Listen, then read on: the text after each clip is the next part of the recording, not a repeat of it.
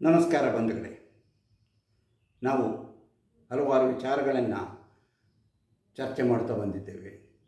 ಇಂದು ಸಹ ಅಂತಹ ಮತ್ತೊಂದು ವಿಚಾರವನ್ನು ನಿಮ್ಮ ಜೊತೆ ಹಂಚಿಕೊಳ್ಳಲು ಬಂದಿದ್ದೇನೆ. ಸಾಮಾನ್ಯವಾಗಿ ನಮ್ಮಲ್ಲಿ ಗಿಡಮದ್ದುಗಳ ಚಿಕಿತ್ಸೆ ಭಾಳ ಈಸಿಯಾಗಿ ನಡೀತದೆ. ಅದೊಂದು ಪದ್ಧತಿ. ಅಂದರೆ ಮೂಲಿಕೆಗಳ ಚಿಕಿತ್ಸೆಯಿಂದ ರೋಗಗಳನ್ನು ಗುಣಪಡಿಸುವುದು. ಅದರಲ್ಲಿ ವೈಜ್ಞಾನಿಕವಾದ ವಿಷಯಗಳ ಬಗ್ಗೆ ಯಾರೂ ಯೋಚನೆ ಮಾಡುವುದಿಲ್ಲ. ಆದರೆ ಅದರಿಂದ ಹಲವಾರು ಜನಗಳಿಗೆ ಉಪಯೋಗವಾಗ್ತಾ ಇದೆ. ಭಾರತದಲ್ಲಿ ಮಾತ್ರ ಅಲ್ಲ, ಪಾರಂಪರಿಕ ಚಿಕಿತ್ಸೆಗಳಿರೋದು. ಚೀನಾ ದೇಶದಲ್ಲೂ ಜಪಾನ್ ದೇಶದಲ್ಲೂ ಅಂತಹ ಹಲವಾರು ಚಿಕಿತ್ಸಾ ಪದ್ಧತಿಗಳಿವೆ. ಅಂದರೆ ಸಾಮಾನ್ಯ ಆರೋಗ್ಯವನ್ನು ಕೆಡಿಸುವಂತಹ ಯಾವುದಾದರೂ ಒಂದು ನೋವು ಅಥವಾ ನರಳಾಟ ಬಂದಿದ್ದಾಗ ಅದಕ್ಕಾಗಿ ಅವರು ಸ್ವತಃ ತಮ್ಮಲ್ಲೇ ಸಿಗುವಂಥ ವಸ್ತುಗಳಿಂದ ಚಿಕಿತ್ಸೆ ಮಾಡಿಕೊಳ್ಳುತ್ತಾರೆ. ಆದರೆ ಅವರು ಯಾವ ರೀತಿ ಮಾಡಿಕೊಳ್ತಾರೆ, ಅದರ ಎಫೆಕ್ಟ್ ಯಾವ ರೀತಿ ಆಗುತ್ತದೆ, ಅದರಿಂದ ರೋಗ ಗುಣವಾಗುತ್ತದಾ ಮುಂತಾದ ವಿಚಾರಗಳು ಬಹಳ ಕುತೂಹಲಕರವಾಗಿದೆ.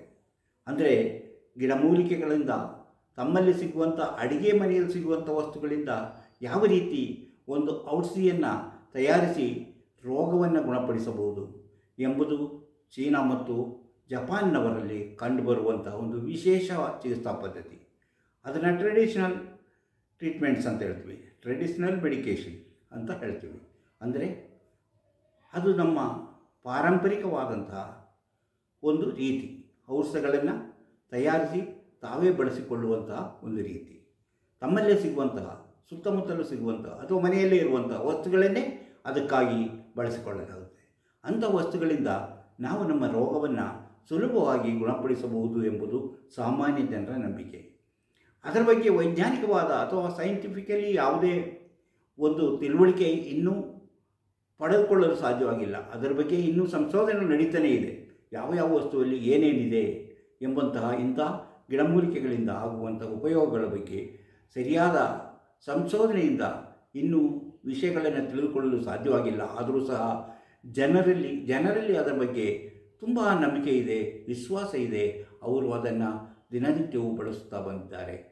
ಈಗ ನಾನು ಚೀನಾದಲ್ಲಿ ಅವರ ಈ ಸಂದುಗಳಲ್ಲಿ ನೋವು ಅಂದರೆ ಜಾಯಿಂಟ್ ಪೇಯ್ನ್, ಅದಕ್ಕಾಗಿ ಅವರು ಯಾವ ರೀತಿಯಲ್ಲಿ ತಮ್ಮ ಮನೆಯಲ್ಲಿ ಸಿಗುವಂಥ ಒಂದು ಔಷಧಿ ಮಾಡಿ ಅದನ್ನು ಗುಣಪಡಿಸುತ್ತಾರೆ ಎಂಬುದನ್ನು ತಿಳ್ಕೊಳ್ಳೋಣ.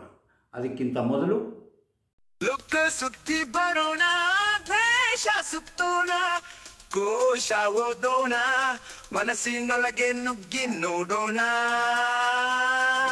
ಅದುವೇ ದಾರಿ ಮಾನಿಯ ಟೈಮ್ಸ್. ಸ್ವಾಗತ ನಿಮಗೆಲ್ಲರಿಗೂ ಸ್ವಾಗತ.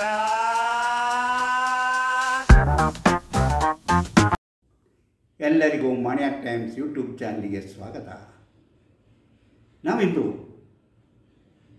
ಟ್ರೆಡಿಷನಲ್ ಟ್ರೀಟ್ಮೆಂಟ್ ಅಂದರೆ ಸಾಂಪ್ರದಾಯಿಕ ಚಿಕಿತ್ಸೆ ಯಾವುದು ಚೀನಾ ದೇಶ ಮತ್ತು ಜಪಾನ್ಗಳಲ್ಲಿ ನಡೆಯುತ್ತಿರುವಂಥದ್ದು, ಅದರಲ್ಲಿ ಕೆಲವು ವಿಚಾರವನ್ನು ನಿಮ್ಮ ಜೊತೆ ಹಂಚಿಕೊಳ್ಳಬೇಕಿದೆ. ಅದರಲ್ಲೂ ಮುಖ್ಯವಾಗಿ ಯಾರಿಗೆ ಸಂಧಿ ನೋವು, ಜಾಯಿಂಟ್ ಪೇಯ್ನ್ಗಳು ಇದೆಯೋ ಅಂಥವರಿಗೆ, ಕೈಕಾಲು ನೋವು, ಉರಿಯೂತ ಅಂತಹ ಸಮಸ್ಯೆಗಳಿರುವವರಿಗೆ ಯಾವ ರೀತಿಯಲ್ಲಿ ಚೀನಾದವರು ಅಥವಾ ಜಪಾನ್ನವರು ತಮ್ಮಲ್ಲೇ ಸಿಗುವಂತಹ ಮದ್ದುಗಳನ್ನು ಅಥವಾ ಗಿಡಮೂಲಿಕೆಗಳನ್ನು ಬಳಸಿಕೊಂಡು ಟ್ರೀಟ್ಮೆಂಟ್ ಮಾಡ್ತಾರೆ. ಅದು ಯಾವ ರೀತಿ, ಯಾವುದು? ಅದರಲ್ಲೂ ಹೆಚ್ಚಾಗಿ ನಾನು ಇವತ್ತು ಹೇಳಕ್ಕೆ ಹೋಗಿರೋದು ಅಡುಗೆ ಮನೆಯಲ್ಲಿ ನಾವು ಸಾಧಾರಣವಾಗಿ ಅಡುಗೆಗಾಗಿ ಬಳಸುವಂತಹ ಈರುಳ್ಳಿಯ ಚಿಕಿತ್ಸೆ, ಈರುಳ್ಳಿಯಿಂದ ಚಿಕಿತ್ಸೆ ಮಾಡುವಂಥದ್ದು. ನಮ್ಮಲ್ಲೂ ಅಂತಹ ಹಲವಾರು ಚಿಕಿತ್ಸೆಗಳಿವೆ. ಅಂದರೆ ಏನಾದರೂ ತುರಿಕೆ ಆದರೆ, ಅಲರ್ಜಿ ಆದಾಗ ನಾವು ಈರುಳ್ಳಿಯನ್ನು 2 ಭಾಗ ಮಾಡಿ ಕಟ್ ಮಾಡಿ ಅದರಿಂದ ಉಜ್ಜಿದರೆ ಅದು ನಮ್ಮ ತುರಿಕೆ ಕಡಿಮೆ ಆಗುತ್ತದೆ, ದದ್ದುಗಳೇಳುವುದು ಕಡಿಮೆ ಆಗುತ್ತದೆ. ಯಾವುದಾದರೂ ಕ್ರಿಮಿಕೀಟಗಳು ಕಡಿದರೆ ಅದನ್ನು ಆಗಲು ಹಚ್ಚಿದರೆ ಅದರಿಂದ ಆಗುವಂತಹ ಆ ನಂಜು ಕಡಿಮೆಯಾಗಿ ನಮಗೆ ಆರಾಮೆನಿಸುತ್ತದೆ ಎಂಬ ನಂಬಿಕೆಗಳು ನಮ್ಮಲ್ಲೂ ಇದೆ. ಅದೇ ರೀತಿ ಚೀನಾದವರು ಸಹ ಈರುಳ್ಳಿಯಿಂದ ಹಲವಾರು ರೀತಿಯಲ್ಲಿ ಟ್ರೀಟ್ಮೆಂಟನ್ನು ಮಾಡ್ತಾರೆ. ಆದರೆ ಯಾವುದು ಆ ಟ್ರೀಟ್ಮೆಂಟ್ ಯಾವುದು ಎಂಬುದನ್ನು ನಾವು ತಿಳ್ಕೋಬೇಕು. ಅದು ಯಾವ ರೀತಿಯಲ್ಲಿ, ಅದು ಏನೇನು ಬೇಕಾಗುತ್ತದೆ, ಅದು ಒಂದೇ ವಿಧದಲ್ಲಿ ಮಾಡ್ತಾರೋ ಅಥವಾ ಬೇರೆ ಬೇರೆ ರೀತಿಯಲ್ಲಿ ಮಾಡ್ತಾರೋ ಎಂಬುದನ್ನು ನಾವು ತಿಳ್ಕೊಳ್ಳೋಣ. ಅಂದರೆ ಈ ಥರ ಚಿಕಿತ್ಸೆಗಳು ಪ್ರಪಂಚ ಎಲ್ಲ ಕಡೆಯಲ್ಲೂ ನಡೀತದೆ. ಅಂದರೆ ನಮ್ಮದೇ ಆದಂಥ ಸಂಪ್ರದಾಯ ಅನುಸರಿಸಿ ಅದನ್ನು ಟ್ರೆಡಿಷನಲ್ ಮೆಡಿಕಲ್ ಪ್ರಾಕ್ಟೀಸ್ ಅಂತ ಹೇಳ್ತೀವಿ. ಅಂದರೆ ಸಾಂಪ್ರದಾಯಿಕವಾದಂತಹ ಕೆಲವು ಉಪಯೋಗಗಳನ್ನು, ಸಸ್ಯಗಳ ಉಪಯೋಗಗಳನ್ನು ಅಥವಾ ಗಿಡಮೂಲಿಕೆಗಳ ಉಪಯೋಗವನ್ನು ತಿಳಿದು ಅದನ್ನು ಬಳಸುವುದು. ಆದರೆ ಅದಕ್ಕೆ ವೈಜ್ಞಾನಿಕವಾದ ಯಾವುದೇ ಒಂದು ನೆಲೆಗಟ್ಟು ಇಲ್ಲ. ಆದರೆ ನಂಬಿಕೆ ಮತ್ತು ಅದರಿಂದ ರೋಗ ಗುಣವಾಗುತ್ತದೆ ಎಂಬ ಅಂತಹ, ನೋವು ಪರಿಹಾರವಾಗುತ್ತದೆ ಎಂಬ ಅಂತಹ ನಂಬಿಕೆ ಇರುವ ಜನರ ಒಂದು ಅದು ಅನುಕರಣೆ ಆಗಿರುತ್ತೆ. ಅಂದರೆ ಅದರಿಂದ ಹಿಂದಿನಿಂದಲೂ ನಡೆದು ಬಂತಹ ಸಂಪ್ರದಾಯವನ್ನು ಮುಂದುವರಿಸಿಕೊಂಡು ಹೋಗುವುದು ಇರ್ಬೋದು. ಅದರಿಂದ ಹಲವಾರು ರೀತಿಯಲ್ಲಿ ಉಪಯೋಗ ಆಗ್ಬೋದು. ಆ ಉಪಯೋಗವನ್ನು ಈಗ ಅಲ್ಲಿ ಉಪಯೋಗ ಯಾವ ರೀತಿ ಆಗುತ್ತೆ, ನೋವನ್ನು ನಿವಾರಿಸಲು ಇದನ್ನು ಯಾವ ರೀತಿ ಬಳಸುತ್ತಾರೆ ಎಂಬುದನ್ನು ತಿಳ್ಕೊಳ್ಳೋಣ. ಇಂಥ ವಿಚಾರಗಳನ್ನು ಹೊತ್ತು ಬರ್ತಿರುವಂತಹ ಮಾಣಿಯಾ ಟೈಮ್ಸ್ ಯೂಟ್ಯೂಬ್ ಚಾನಲನ್ನು ನೀವು ಇನ್ನೂ ಸಬ್ಸ್ಕ್ರೈಬ್ ಮಾಡಿಲ್ಲವಾದರೆ ಈಗಲೇ ಕೆಳಗೆ ಕಾಣುವ ಸಬ್ಸ್ಕ್ರೈಬ್ ಎಂದು ಬರೆದಲ್ಲಿ ಒಮ್ಮೆ ಕ್ಲಿಕ್ ಮಾಡಿ ಸಾಕು, ನೀವು ಸಬ್ಸ್ಕ್ರೈಬ್ ಆಗ್ತದೆ. ಅದೇ ರೀತಿ ಪಕ್ಕದಲ್ಲಿ ಕಾಣುವ ಗಂಟೆಯ ಚಿಹ್ನೆಯನ್ನು ಒಮ್ಮೆ ಕ್ಲಿಕ್ ಮಾಡಿದರೆ ಮಾಣಿಯಾ ಟೈಮ್ಸ್ ಯೂಟ್ಯೂಬ್ ಚಾನಲ್ ಯಾವುದೇ ಹೊಸ ವಿಡಿಯೋ ಅಪ್ಲೋಡ್ ಆದ ಕೂಡಲೇ ನಿಮ್ಮ ಮೊಬೈಲಿಗೆ ನೋಟಿಫಿಕೇಷನ್ ಬರುವುದರಿಂದ ನೀವು ಎಲ್ಲ ವಿಡಿಯೋಗಳು ನೋಡಿ ಹೆಚ್ಚು ಹೆಚ್ಚು ವಿಷಯ ತಿಳಿದುಕೊಂಡು ನಿಮ್ಮ ಜೀವನಕ್ಕೆ ಯಾವುದು ಅವಶ್ಯಕವೋ ಅದನ್ನು ಅಳವಡಿಸಿಕೊಂಡಾಗ ನೀವು ಜೀವನದಲ್ಲಿ ಅಭಿವೃದ್ಧಿ ಆಗ್ತೀರಿ, ಯಶಸ್ವಿಯಾಗುತ್ತೀರಿ. ನಿಮ್ಮ ಜೀವನದಲ್ಲಿ ಸಂತೋಷ, ಆನಂದ ನಿಮಗೆ ಸಿಗುತ್ತದೆ. ಇಂತಹ ವಿಚಾರಗಳನ್ನು ಹೊತ್ತು ಬರ್ತಿರುವಂಥ ಮಾಣಿಯಾ ಟೈಮ್ಸ್ ಯೂಟ್ಯೂಬ್ ಚಾನಲನ್ನು ಲೈಕ್ ಮಾಡಿ, ಶೇರ್ ಮಾಡಿ, ಪ್ರೋತ್ಸಾಹ ಕೊಡಿ. ಇದು ನಾವು ಇವತ್ತು ಹೇಳ್ತಿರೋದು ನೋವು ನಿವಾರಕವಾಗಿ ಈರುಳ್ಳಿಯನ್ನು ಯಾವ ರೀತಿ ಬಳಸುತ್ತಾರೆ. ಚೀನಾದವರು ಮತ್ತು ಜಪಾನ್ನವರು ಈರುಳ್ಳಿಯನ್ನು ಅಡಿಗೆಗೆ ಮಾತ್ರ ಅಲ್ಲ, ಅದನ್ನು ಔಷಧವಾಗಿಯೂ ಬಳಸುತ್ತಿದ್ದಾರೆ. ಅದು ತಮ್ಮ ಮನೆಯಲ್ಲೇ ಸ್ವಂತವಾಗಿ ತಯಾರಿಸುವ ಔಷಧಿಗಳು, ನೋವು ನಿವಾರಕ, ಅದರಲ್ಲೂ ಮುಖ್ಯವಾಗಿ ಸಂಧಿವಾತದಂತಹ ರೋಗಗಳನ್ನು ಗುಣಪಡಿಸುವಂತಹ ಮುಖ್ಯವಾದ ಒಂದು ಔಷಧಿಯಾಗಿ ಅದನ್ನು ಬಳಸಲಾಗುತ್ತದೆ. ಅದು ಹೇಗೆ ಅಂತ ತಿಳ್ಕೊಳ್ಳೋಣ. ಕೆಲವು ತೊಂದರೆಗಳಿಗೆ ನಮ್ಮಲ್ಲೂ ಸಹ ಈರುಳ್ಳಿಯನ್ನು 2 ಭಾಗವಾಗಿ ಕಟ್ ಮಾಡಿ ಅದರಿಂದ ಉಜ್ಜಿದರೆ ಆ ತುರಿಕೆ ಕಡಿಮೆ ಆಗುತ್ತದೆ ಎಂಬ ನಂಬಿಕೆ ಇದೆ. ಆ ರೀತಿ ಮಾಡ್ತಾರೆ. ಯಾವುದಾದ್ರೂ ಹುಳಗಳು, ಸಣ್ಣ ಸಣ್ಣ ಹುಳ ಏನಾದರೂ ಮೈ ಮೇಲೆ ಹರಿದಾಗ ಕಂಬಳಿ ಹೊಡೆದಂಥವು ಅದು ಮೈಗೆ ಚುಚ್ಚಿಕೊಳ್ಳೋ, ಅದರಿಂದಾಗಿ ನಾವು ಈ ಈರುಳ್ಳಿಯನ್ನು 2 ಪೀಸ್ ಮಾಡಿ ಅದರ 1 ಪೀಸನ್ನು ನಾವು ಉಜ್ಜಿದರೆ ಅದರಿಂದ ಆಗುವಂಥ ಉರಿತ, ಕಡಿತ ಎಲ್ಲವೂ ಕಡಿಮೆ ಆಗುತ್ತದೆ ಎಂಬ ನಂಬಿಕೆ ಇದೆ. ಅದೇ ರೀತಿ ಯಾವುದಾದರೂ ಕೀಟಗಳು ಚುಚ್ಚಿದಾಗ ಅಥವಾ ಕಚ್ಚಿದಾಗ ಅದರಿಂದ ಆಗುವ ನಿವಾರಿಸಲು ಇದನ್ನು ಬಳಸುವುದುಂಟು. ಆದರೆ ಚೀನಾದವರು ಇದನ್ನು ಬೇರೆ ರೀತಿಯ ಚಿಕಿತ್ಸೆಗಾಗಿ ಬಳಸುತ್ತಾರೆ. ಅದು ಹೇಗೆಂದರೆ ಇದನ್ನು 2 ಭಾಗ ಮಾಡಿ, ಕಟ್ ಮಾಡಿ, ಸಣ್ಣ ಸಣ್ಣ ಪೀಸ್ ಮಾಡಿ ಅದನ್ನು ಯಾವುದೇ ಒಂದು ಎಣ್ಣೆಯಲ್ಲಿ ಉರಿಯೋದು. ಯಾವ ಎಣ್ಣೆ ಅಂದರೆ ಅದು ಸಾಸಿವೆ ಎಣ್ಣೆ ಆಗಿರ್ಬೋದು ಅಥವಾ ಎಳ್ಳೆಣ್ಣೆಯನ್ನು ಇದಕ್ಕಾಗಿ ಬಳಸುತ್ತಾರೆ. ಕಟ್ ಮಾಡಿದಂತಹ ಈರುಳ್ಳಿಯನ್ನು ಈ ಎಣ್ಣೆಯಲ್ಲಿ ಹಾಕಿ ಹುರಿದು ಅದನ್ನು ಅರೆದು ಅದನ್ನು ಈ ನೋವಿರುವ ಭಾಗಕ್ಕೆ ಹಚ್ಚುತ್ತಾರೆ. ನೋವಿರುವ ಭಾಗಕ್ಕೆ ದಿನಕ್ಕೆ 2 ಸಲ ಅಥವಾ 3 ಸಲ ಹಚ್ಚಬೇಕು. ಅದು ಹಚ್ಚಿದ ಮೇಲೆ ಬಟ್ಟೆಯಿಂದ ಅದನ್ನು ಮುಚ್ಚಿ ಇಡ್ತಾರೆ. ಹೀಗೆ ಒಂದು 20 ನಿಮಿಷಗಳ ಕಾಲ ಹಂಗೆ ಇಟ್ಟ ಮೇಲೆ ಅದನ್ನು ಬಟ್ಟೆಯನ್ನು ತೆಗಿಬೋದು. ಹೀಗೆ ದಿನದಲ್ಲಿ 3 ಸಲನೋ 2 ಸಲನೋ ಹೀಗೆ ಮಾಡ್ತಾ ಬಂದರೆ ಕೈಕಾಲಲ್ಲಿ ಅಥವಾ ಸಂದುಗಳಲ್ಲಿ ಇರುವಂತಹ ನೋವು ಅಥವಾ ಉರಿಯೂತಗಳು ಎಲ್ಲವೂ ನಿವಾರಣೆಯಾಗುತ್ತದೆ ಎಂಬುದು ಅಲ್ಲಿನ ಪಾರಂಪರಿಕವಾದಂತಹ ವೈದ್ಯರ ಒಂದು ನಂಬಿಕೆ.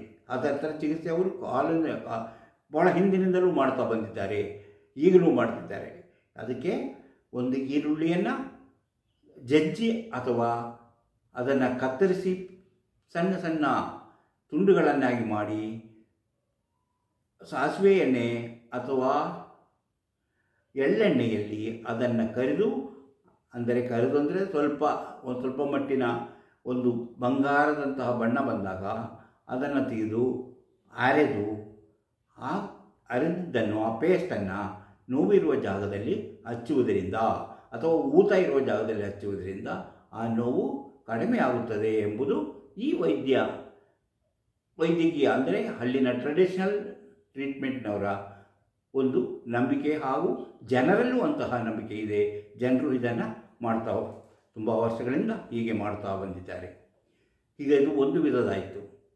ಇನ್ನೊಂದು ವಿಧ ಇದೆ. ಅದು ಹೇಗೆ ಅಂದರೆ ಈರುಳ್ಳಿಯನ್ನು ಕಟ್ ಮಾಡಿ ಅದನ್ನು ಸಣ್ಣ ಸಣ್ಣ ಚೂರುಗಳನ್ನಾಗಿ ಮಾಡಿ ಅದನ್ನು ಒಂದು ಬಾಟ್ಲಿಯಲ್ಲಿ ಹಾಕಿಡೋದು. ಆ ಬಾಟ್ಲಿಗೆ ಯಾವುದಾದರೂ ರಬ್ಬಿಂಗ್ ಆಲ್ಕೋಹಾಲ್ ಅಥವಾ ಮೆಡಿಕಲ್ ಆಲ್ಕೋಹಾಲನ್ನು ಹಾಕಿ ಇಡೋದು. ಅದಕ್ಕೆ ಅದು ಮುಳುಗುವ ಹಾಗೆ ರೀತಿಯಲ್ಲಿ ಇಡೋದು. ಹೀಗೆ ಮುಳುಗುವಾಗ ಹಾಗೆ ಇಟ್ಟು ಒಂದು 7 ದಿನಗಳ ಬಳಿಕ ಅದರಲ್ಲಿ ಹತ್ತಿಯನ್ನು ಹತ್ತಿ ಆ ಆಲ್ಕೋಹಾಲಲ್ಲಿ ಹತ್ತಿಯನ್ನು ಹತ್ತಿ ನೋವಿರುವ ಜಾಗದಲ್ಲಿ ಹಚ್ಚುವುದರಿಂದ ಈ ನೋವು ಕಡಿಮೆ ಆಗುತ್ತದೆ.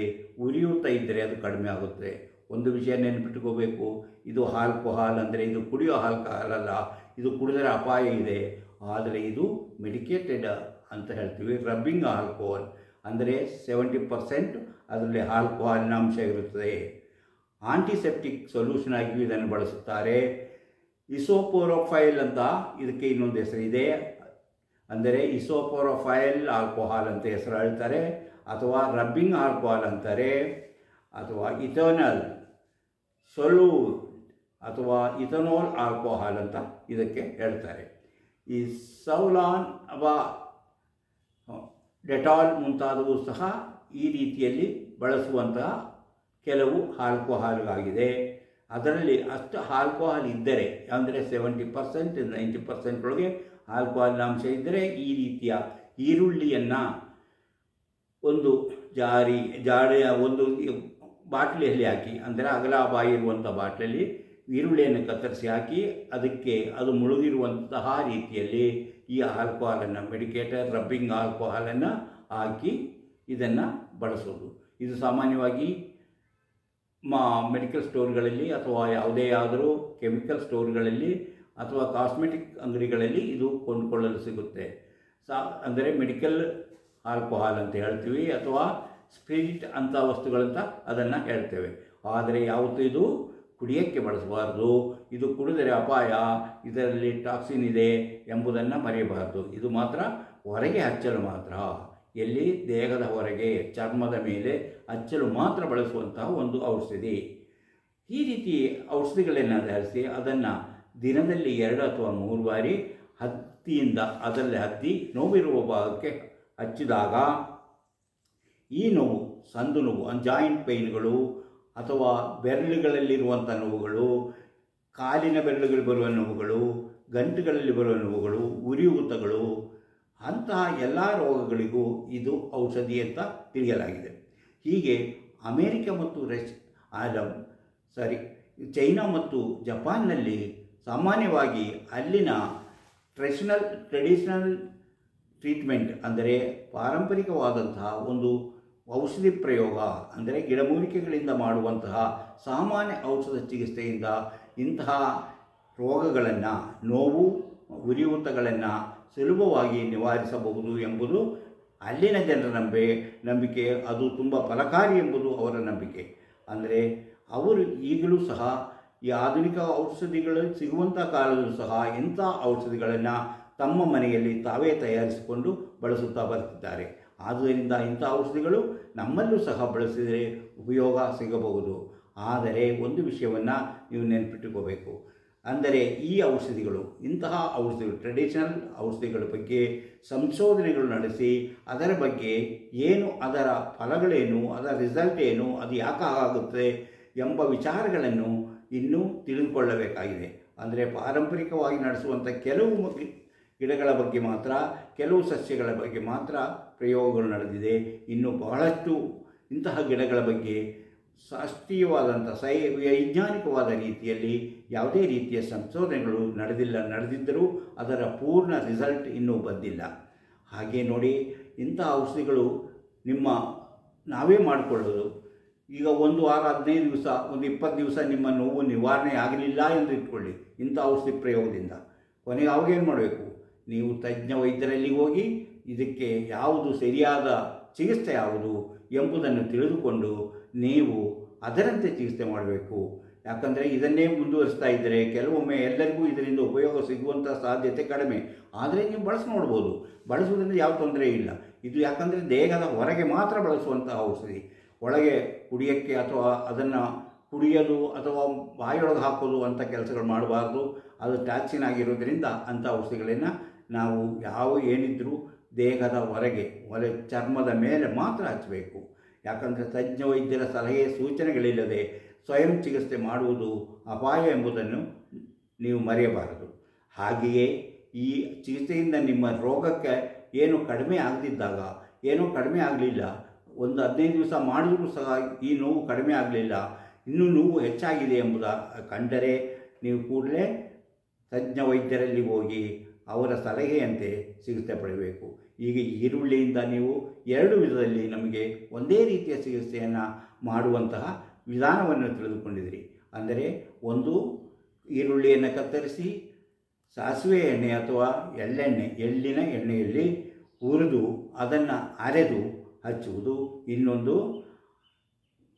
ರಬ್ಬಿಂಗ್ ಆಲ್ಕೋಹಾಲ್ನಲ್ಲಿ ಇದನ್ನು 7 ದಿವಸಗಳ ಕಾಲ ಇಟ್ಟು, ಈರುಳ್ಳಿಯನ್ನು ಕತ್ತರಿಸಿ 7 ದಿನಗಳ ಕಾಲ ಅದರೊಳಗೆ ಇಟ್ಟು ಅದರ ನಂತರ ಅದನ್ನು ಇಂತಹ ನೋವಿರುವ ಭಾಗಕ್ಕೆ ಹಚ್ಚುವುದು.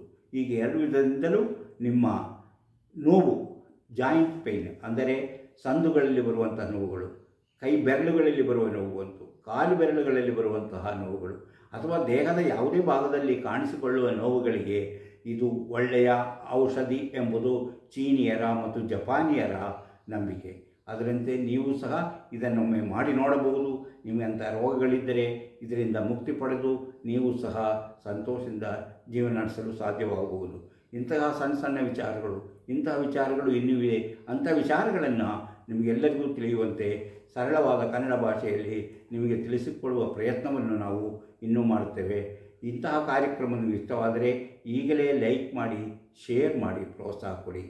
ಅದೇ ರೀತಿ ನೀವಿನ್ನೂ ಮಾಣಿಯಾ ಟೈಮ್ಸ್ ಯೂಟ್ಯೂಬ್ ಚಾನಲನ್ನು ಸಬ್ಸ್ಕ್ರೈಬ್ ಮಾಡಿಲ್ಲವಾದರೆ ಈಗಲೇ ಕೆಳಗೆ ಕಾಣುವ ಸಬ್ಸ್ಕ್ರೈಬ್ ಎಂದು ಬರೆದಿರುವಲ್ಲಿ ಒಮ್ಮೆ ಕ್ಲಿಕ್ ಮಾಡಿ ಸಾಕು, ನೀವು ಸಬ್ಸ್ಕ್ರೈಬ್ ಆಗ್ತೀರಿ. ಅದೇ ರೀತಿ ಪಕ್ಕದಲ್ಲಿ ಕಾಣುವ ಗಂಟೆಯ ಚಿಹ್ನೆಯನ್ನು ಒಮ್ಮೆ ಕ್ಲಿಕ್ ಮಾಡಿದರೆ ಮಾಣಿಯಾ ಟೈಮ್ಸ್ ಯೂಟ್ಯೂಬ್ ಚಾನಲ್ ಯಾವುದೇ ಹೊಸ ವಿಡಿಯೋ ಅಪ್ಲೋಡ್ ಆದ ಕೂಡಲೇ ನಿಮ್ಮ ಮೊಬೈಲ್ಗೆ ನೋಟಿಫಿಕೇಷನ್ ಬರುವುದರಿಂದ ನೀವು ಅಂತಹ ವಿಚಾರಗಳನ್ನು ತಿಳಿದುಕೊಂಡು ನಿಮ್ಮ ಜೀವನದಲ್ಲಿ ಅದನ್ನು ಅಳವಡಿಸಿಕೊಂಡಾಗ ನೀವು ಜೀವನದಲ್ಲಿ ಅಭಿವೃದ್ಧಿಯಾಗ್ತೀರಿ, ಯಶಸ್ವಿಯಾಗುತ್ತದೆ, ನಿಮಗೆ ಸಂತೋಷಕರವಾದ ಜೀವನ ನಡೆಸಲು ಸಾಧ್ಯವಾಗುತ್ತದೆ. ಇಂತಹ ಮತ್ತೊಂದು ವಿಡಿಯೋದೊಂದಿಗೆ ಮತ್ತೆ ಬರುತ್ತೇನೆ. ಇಷ್ಟು ಹೊತ್ತು ಈ ವಿಡಿಯೋ ನೋಡಿದ ನಿಮಗೆಲ್ಲರಿಗೂ ಧನ್ಯವಾದ.